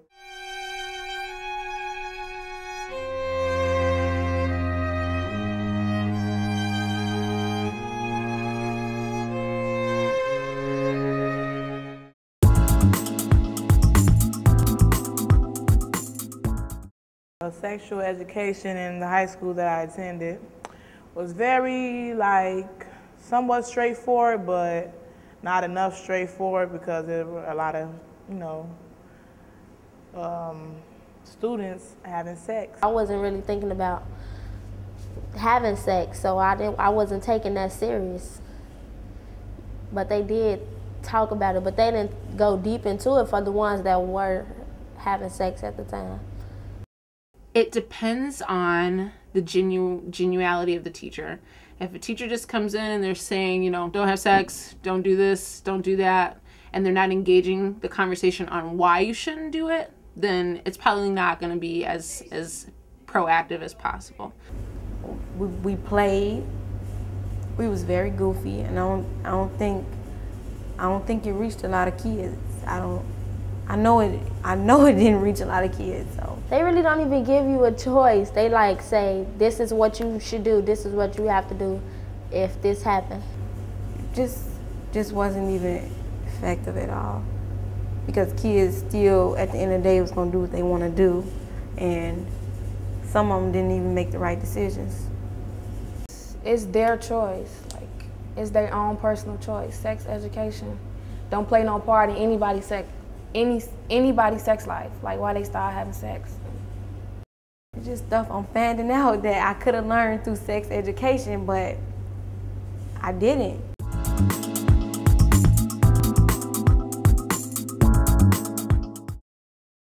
Seeing more youth that are certified to be sex educators and start these, peer educations in their own school or in their own community. I think sex ed could be better if it was brought to the children's attention early on in life. I think that the teachers should go more in depth with the conversations in sex ed, and they should have better materials and more funding, maybe more funding for the materials. It was another way that they could have reached the children in their community and to aware them of what's to come behind having unprotected sex. Try giving individual support to one another and just getting on their side, just seeing how they day went. It can all be better.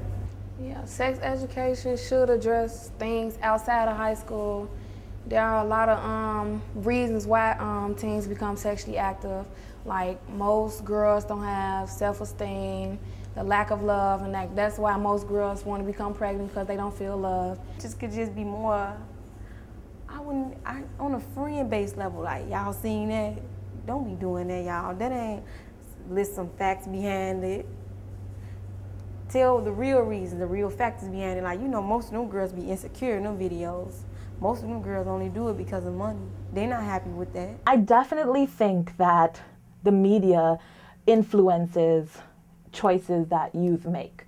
Absolutely. As far as sex education and how you can incorporate the media, I think it's important to bring those elements into the classroom. Bring in the videos of the boys calling the girls bitches and, of the girls being half naked and walking around with her body out, Yeah, bring those things in there. I think that exposing them to it, but letting them know that that's not the only way, it's not the norm.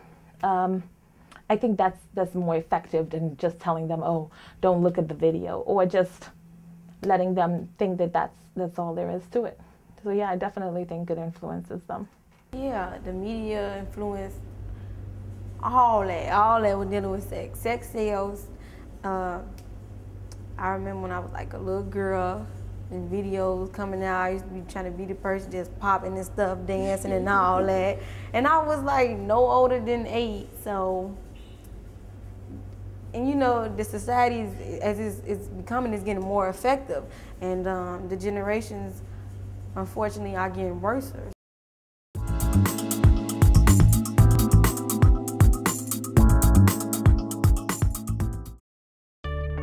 need to see changes in our sex education classes. More discussion about the real factors behind what influences teen sexual choices, such as peers and family support. More individual support with education addressing the emotional aspects of teen sexual decision making. Discussion about understanding the media and how to resist the negative messages about sexuality and body image. Learning about these things and respecting young people's individual choices, I think, is the most effective.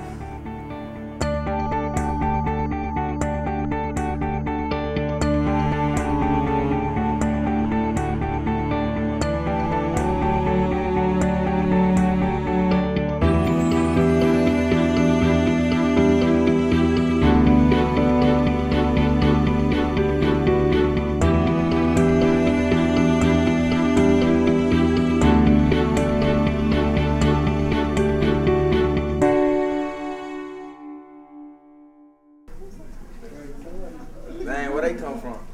I want this lady in the red. Light skin with this red hat. Yo.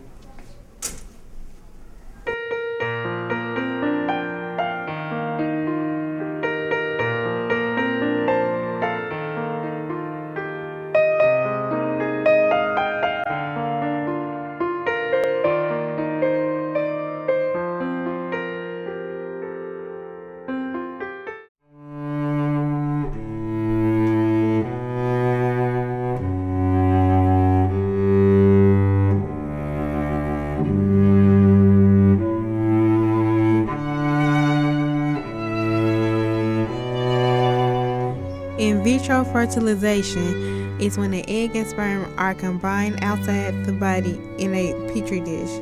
When she begins to ovulate, the ovum is removed from the woman's ovaries and the sperm fertilizes it in a laboratory. The fertilized egg is then implanted into the woman's uterus with hope for a pregnancy. And they fertilize an egg with sperm in a petri dish, and they allow that to develop into a zygote, which is basically a ball of cells. PGD is genetic testing used to detect genetic defects in the embryo. This is also used for sex selection. With PGD, you could test for genetic defects such as Down syndrome, Tay-Sachs, or Huntington's disease. And they can go in and test the DNA that is in those cells, the combined DNA from the mother and the father, and check it for genetic mutations, or select the most healthy embryos to implant into the mother. So sometimes PGD is used for sex selection. We do have patients that come to us wanting to have a child of a particular gender. Oftentimes these are families who may already have 2 children of a given gender, and at this point, you know, they're hoping to have the third be the opposite gender. I think a lot of parents have an idea of what gender of child they want. I secretly always wanted a boy, and I got lucky because I had one. I didn't care what gender of children we had. I just wanted the babies to be healthy. My wife, she wanted at least 2 boys. We ended up getting 2 girls and 1 boy, but they were all healthy, and so that was what was important to me. There's been a lot of concern about using ultrasound or genetic information to determine if it's a boy, so you can have a boy. We had a preference for girls, actually. I wanted a boy because I felt like I can relate to him more and deal with him better, because I didn't know how I would deal with a girl.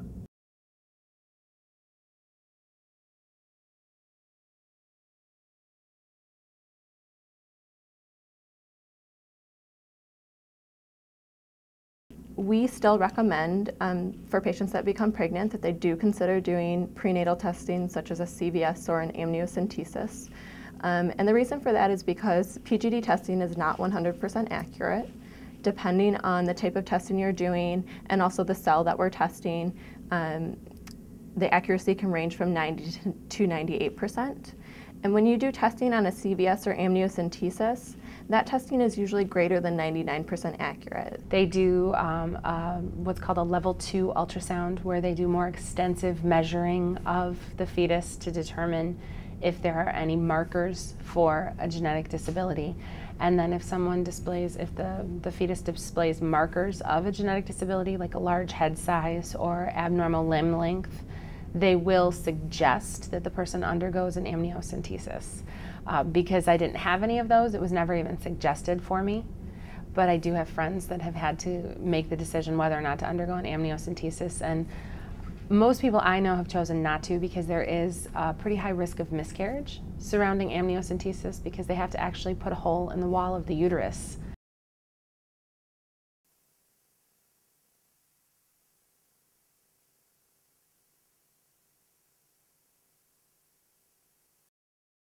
I do see a line between genetic enhancement, right, trying to improve upon children that we're going to have, and genetic testing to eliminate really serious disabilities.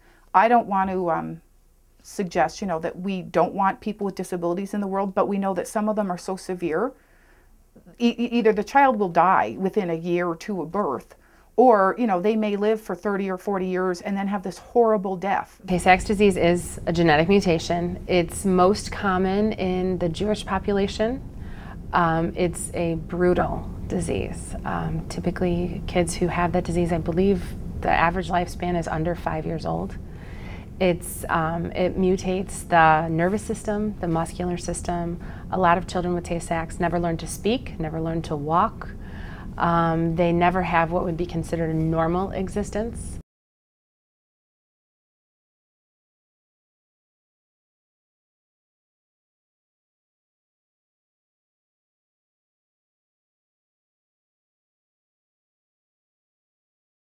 There's a case right now that's in the news and that talks about a set of parents who had genetic testing done to test their child for any genetic mutations, and she tested negative for everything, and she was born with Down syndrome, which is a genetic mutation. And so they sued the genetic testing company and won $2.9 million for wrongful birth, they called it, because the parents would have chosen to terminate the pregnancy had they known. It's devastating to our families to see, parents who are this far along in the journey question their daughter's value and suggest that they would not have chosen to have her. She fears this ruling will lead to others, which is devastating for parents like Crable. Nothing's for certain. Who see Down syndrome not as a death sentence, up and down, but rather something to celebrate. It's been very controversial, right? If in the world of Down syndrome and in that community, they want to do genetic testing for women that are pregnant if their baby has Down syndrome or is susceptible for Down syndrome before you're even pregnant. And they just announced on the news that that test has been approved. I think that parents should be cautious about questioning what a disability can do for their kid, because sometimes you can look at a disability as a strength. So I don't think that parents should look at a disability and think that their kid might have a hard time in school or in life. And so you can imagine, right, do you really believe, and I work in the field of disability, is this really even a disorder, right? What's wrong with having Down syndrome? We know that children who have Down syndrome have wonderful gifts, right? Do we really want a genetically modified society where everybody's perfect and the same? Many ethical concerns arise due to the results of prenatal genetic testing. With the ability to choose gender, I think it could cause people to think that one sex is better than the other. Sex selection could disrupt the natural balance of genders. It could also initiate the statement that women live in a man's world. When disabilities being potentially eradicated could question disabled children's existence as well as their place in society. Prenatal genetic testing is routinely being done, and the science is getting more sophisticated. There isn't any medical legislation stating the limits of it. It's based on what science is able to do. So it makes me question, what does our future really hold?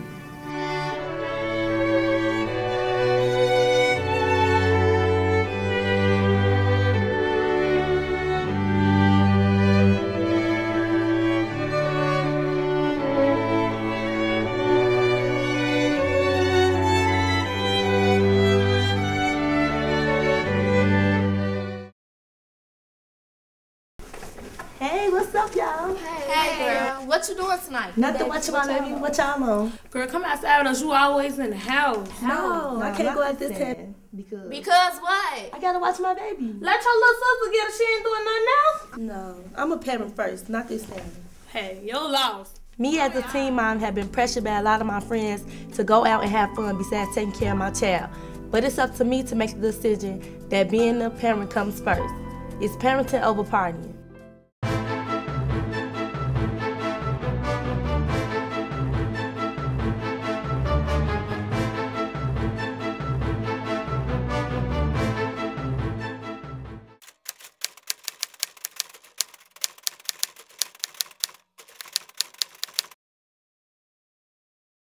My definition is. My definition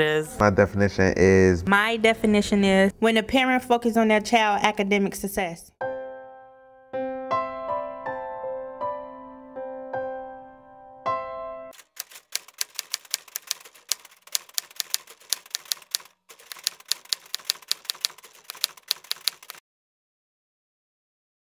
So when you have kids that you're trying to raise, it's important for them to be able to have somebody to keep pushing them and to encourage them. You need to learn this stuff now rather than wait until they're adults and then all of a sudden it hits them like, man, I should have worked harder. I wish I had did this. I wish I studied that.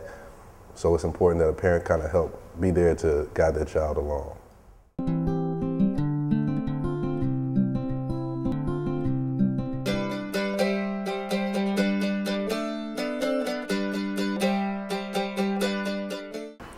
We give our children a lot of support at home for their academics. We make sure that they're doing their homework. We talk with teachers, visit, show up to the school functions, parent-teacher nights. I think my parents support me rather well. They tell me to get good grades, go to school as often as I can. Support. I think support is really important to me because I know I could do it, and with them helping me, it's even better. I think parents are supportive of their child's academics because they care about their child. They want to see that kid succeed. They want to see them go on and be able to do the things that they want to do in life. As long as you try your best, you'll succeed.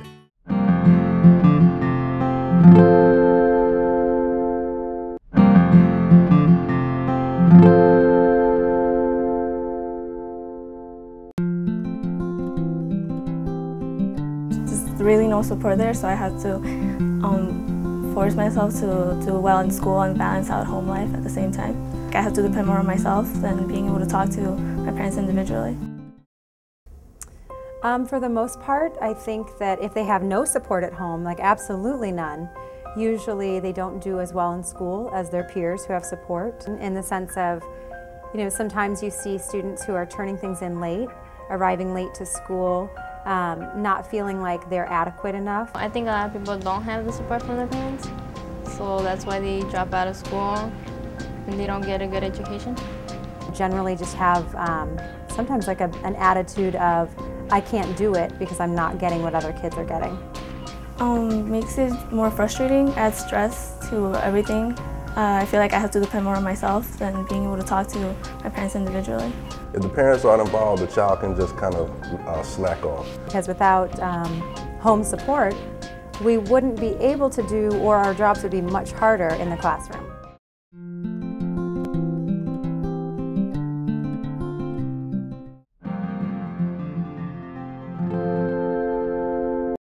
But then on the other hand, you know, and this isn't the majority, but on the other hand, there are some students who are just so motivated that they see, hey, I don't have this parent support, I'm going to form my own supports for myself.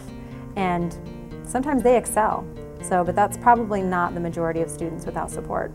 Your parents aren't the only ones that can give you support. There are teachers, there are your friends, other family members. As long as there's somebody there telling you, do good, you can, as long as you try your best, you'll succeed. I think that goes a long way, and it'll really influence somebody to do their best and hopefully become a success in life. If they don't have support from their parents, they could talk to teachers or friends that would support them. I think the first line of defense would be to call home and to see why. And if that is the case, if a parent just doesn't seem responsive, then try to offer that support that they might have had at home in the school environment. So get kids maybe to stay after school more, get them into more sports systems at schools or after-school clubs. I think they should just keep trying, not for their parents, but just for them to have a better life.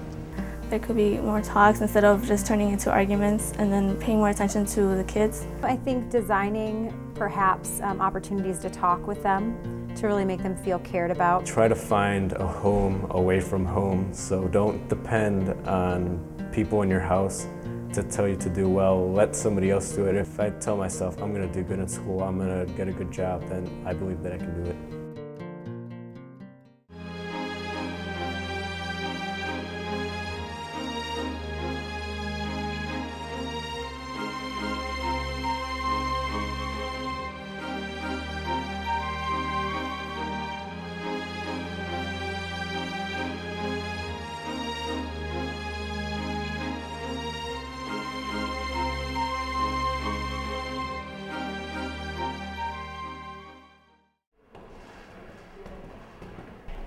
So Francisco, man, what up, fool? Nah. You got 5 in this bed? Yeah, I got 5. Are you going to class? Oh, man, I'm finna go get fried. Hey, where you going? You going to class? No, you ain't, man. You finna come with us. You finna get you high. I'm gonna get you high today. Majority of teens today aren't influenced in a good way. Teens today do not realize that their social environment won't get them far. Don't follow, lead. Abandonment. Abandonment is a word everyone fears. It's our least favorite emotion and our biggest enemy. Abandonment, the most feared word to touch my powdery pink tongue. Abandonment, the deadliest 4 syllables that hesitate to meet pass with my air, our air. I get cold blistering chills just thinking of the words. It feels as if 1,000 razor blades are being hacked into my spine and 1,000,000 aiming at my heart. We all have that fear of heartache and pain, that vulnerability, that abuse of the heart. We all duck and dodge to avoid the emotional attack. Everyone used the lines, "You tore my heart out, you ripped it in two." No, you didn't do that to me. You just left it behind altogether, frozen alone, beatless and dead. You left that sweet taste of your honey kisses. You left that sound of your silky smooth voice chiming in my ear. You left that engraved image of us making a promise, that promise to never forget one another, to leave our memory in the past, to never let it wait, wondering what happened. Why is it so easy for you to forget? Well, it's not that simple for me. I can't abandon what started our minds and ended ours. No, I can never forgive, and I can never ever forget. You can't just wash me away like your white tanks and gym shorts and Scooby-Doo boxers. But yeah, you grown, right? Abandonment. Abandonment. The abandonment of my heart.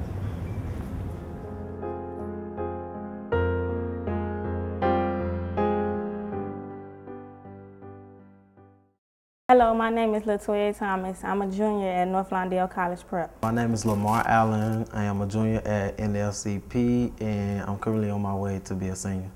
Hello, my name is Deborah Powell. I'm a junior at North Lawndale College Prep.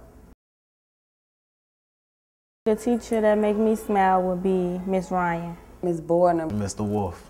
It's just her personality. She just real hip, and then she be singing these rap songs, and she be sounding so white, so it'd be so funny to me. Because she's out of the box. Like, everything she does is unpredictable. He brings smiles to my face when, you know, like just his nerdiness, you know, bringing us comfort makes me smile.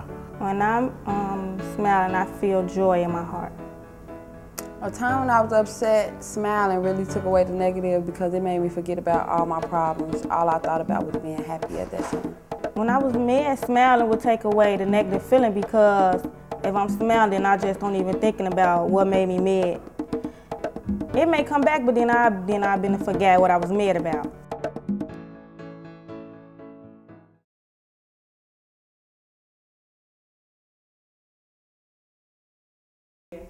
I think smiling will help me because senior year there's going to be a lot of process that we're going to have to go through. So smiling really will help me get my mind off the stress and basically just enjoy my last year in high school. Smiling will help me continue through my senior year by keeping out all the negative peers that I have and just thinking positive thoughts and always keeping a smile on my face. Smiling will help me through senior year just by, you know, forgetting the negative. Senior year will bring a lot of stress. Smiling will help me get over the stress and proceed. When I have problems, I think of my little sister Smile because it's different. She makes me laugh all the time, even when I'm the angriest. My sister Smile would be the most that I think of. And just her coming telling me that she got something new, you know, made her smile. Her smile was like full of life. It was like full of joy. Like nothing can go wrong or break her smile. I would have to say the smile that I think about would be my baby's. His smile is real big, and it's like he do a little dance when he smile, and so his cheeks get real big, and then his eyes get real little.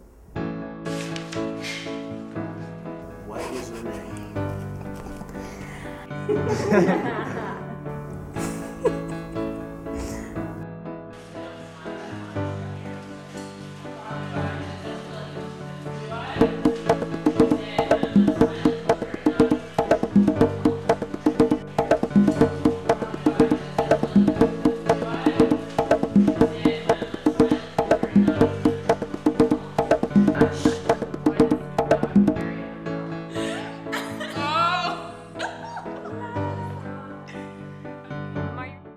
Hi, I'm Karen Jordan, and you're watching FSM News. Hello, and welcome to FSM News. I'm Delia Engelbani. And I'm Janelle Coleman. FSM News is a product of Free Spirit Media, which is a nonprofit organization that empowers youth voice.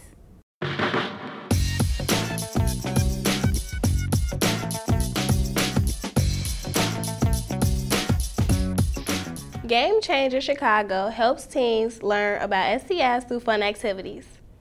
Take a look at this new way to learn. Here's Quinton Moss with a story. Game Changer teams hope to make a difference in the lives of other youth. In this program, we are creating a video game, but we're going to teach teens about reproductive and sexual health. In just a couple of weeks, participants create games that require its players to make wise decisions about sex and life.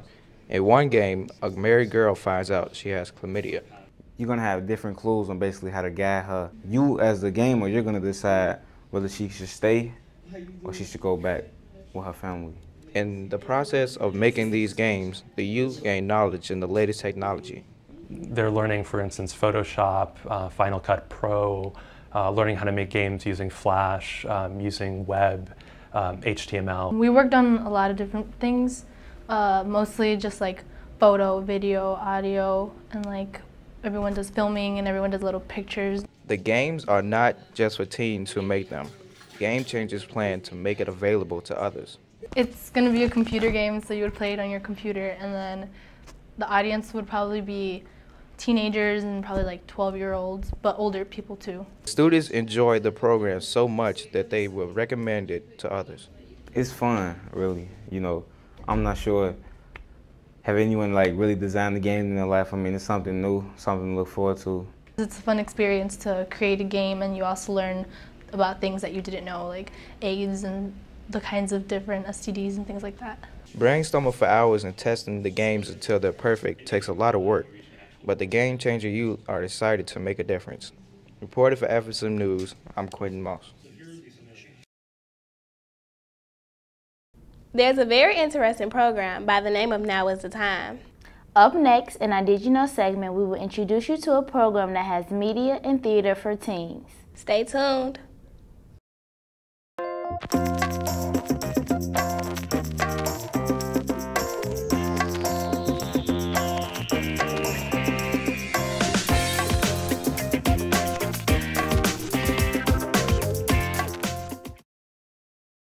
Welcome back to FSM News. There is more to Now Is the Time than media and theater. They have literary events and so much more.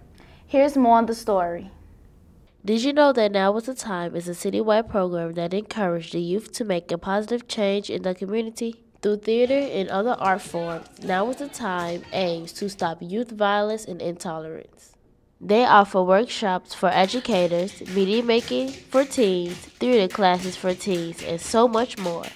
Reporting for FSM News, I am Janelle Coleman.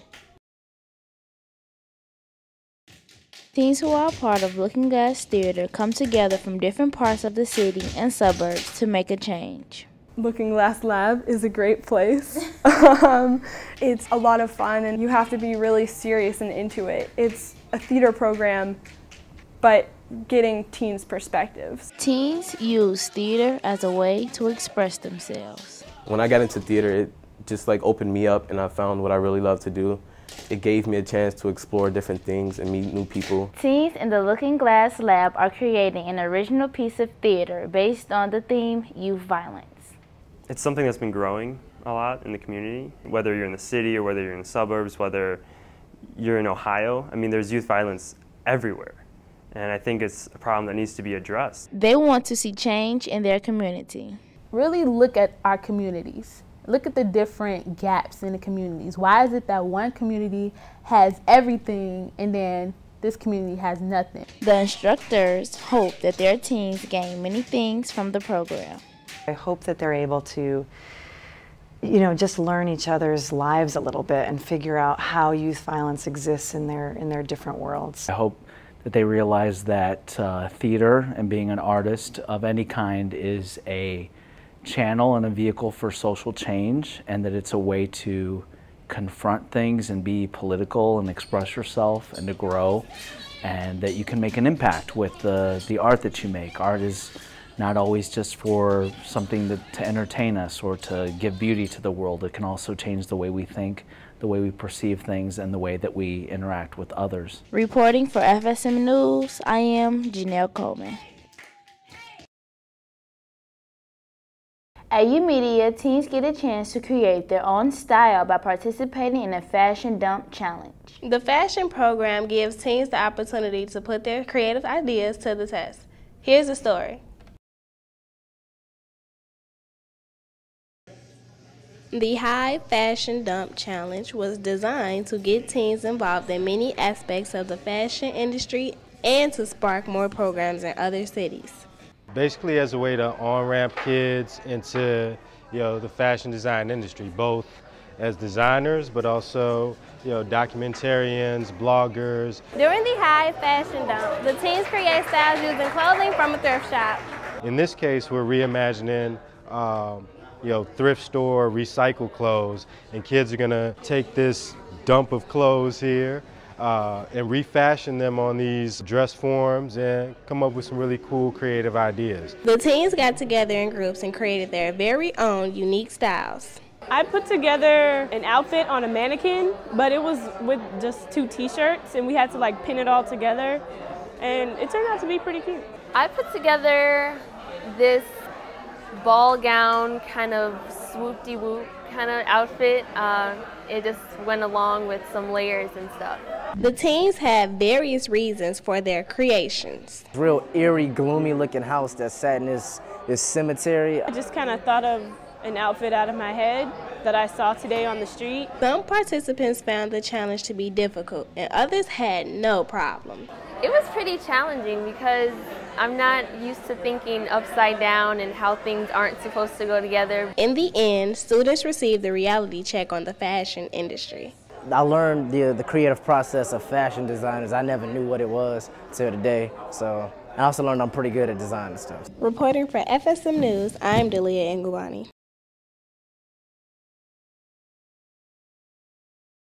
Well, it's time for us to wrap up this week's newscast, but we will be back next week with more FSM News on the road. Until then, check us out on Facebook. Search FSM News. You can also find us on ABC7 Chicago's website under the community section.